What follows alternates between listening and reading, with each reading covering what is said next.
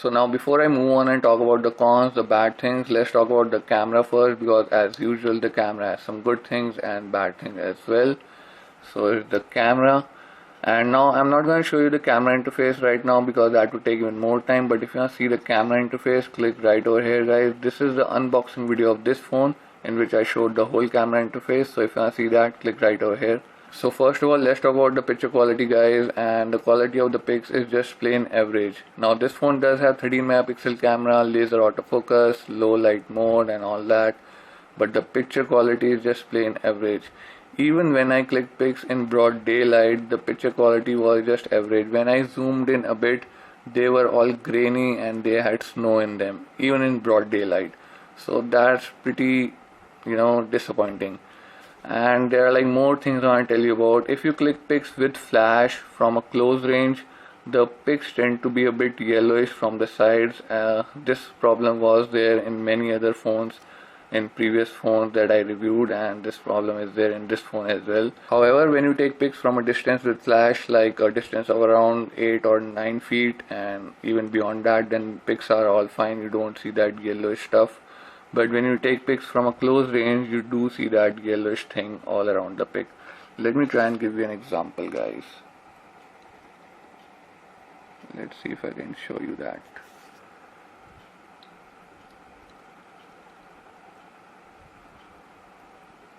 And here we go, guys.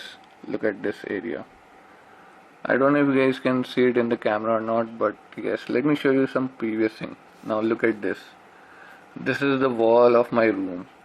It is supposed to be all plain and grey color, but look at this area, all the sides.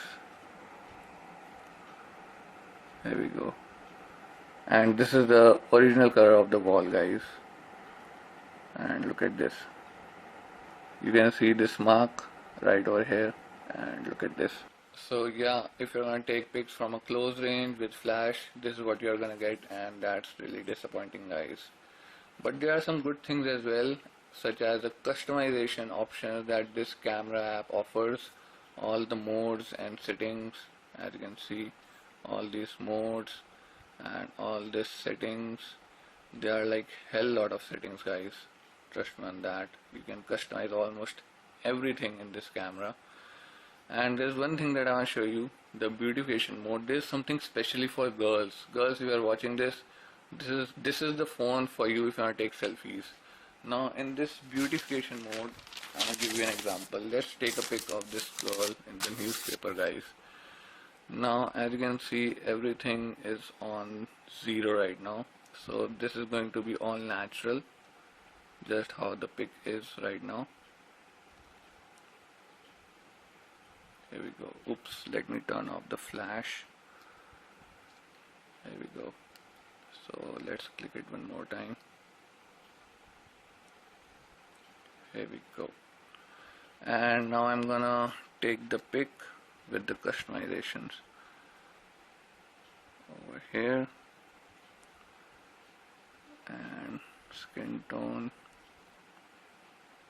this, and through this option you can even make your eyes look bigger, and through the last option, as you can see, cheeks thinning, you can make your cheeks look thinner. So let's do the focus now. Now let me show you the difference, guys.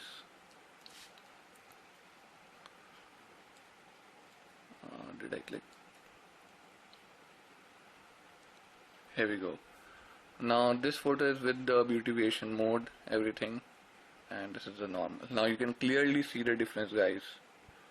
Look at the skin tone and all those wrinkles and everything, lines gone. Here we go. And look how the cheeks are thinner and eyes are bigger. So this is pretty cool, guys. This thing is made for girls, beautification mode.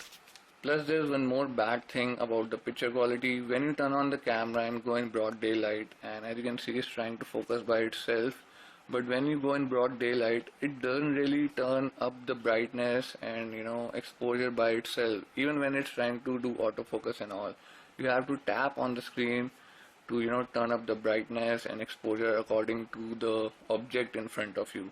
If you're not gonna tap, and if you're just gonna rely on the autofocus like it's doing right now, you're gonna get really dark pics. I'll just try and show you that also, guys.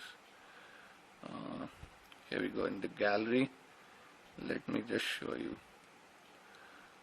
Okay, so this is what I got with the autofocus, and this is how it should be. This is when I tapped on this Activa to focus it, and this is what I got without tapping. So this is a pretty bad thing as well. And the grainy pics I was talking about, you can clearly see. Don't know if you guys can see it in the camera or not, but here we go. Look at this. This is in the broad daylight. I mean, you can't expect this sort of camera quality out of 13 megapixel camera, guys. Even in this, you can see the grains and all.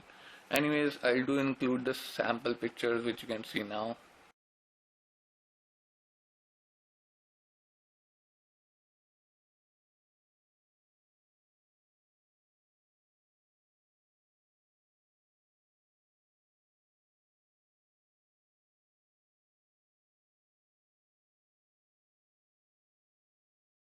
So as you guys just saw the picture sample, you can see that the pics are pretty average for a 13 megapixel camera. I mean, they are not that good, I would say. Plus there are some good things as well, all those customization options and the beautification mode. You can clearly see how it can change a person's looks, from wrinkles or those lines to broader eyes, thinner cheeks. So that's a good thing. And if we talk about the video recording quality, then it's all normal, it's all good, nothing great or nothing bad. If we turn on the recording, you do have all the options like flash toggle. Right when you're recording, you can take pics simultaneously. You do have tap to focus, pause, stop. So yeah, in video recording quality you have almost everything.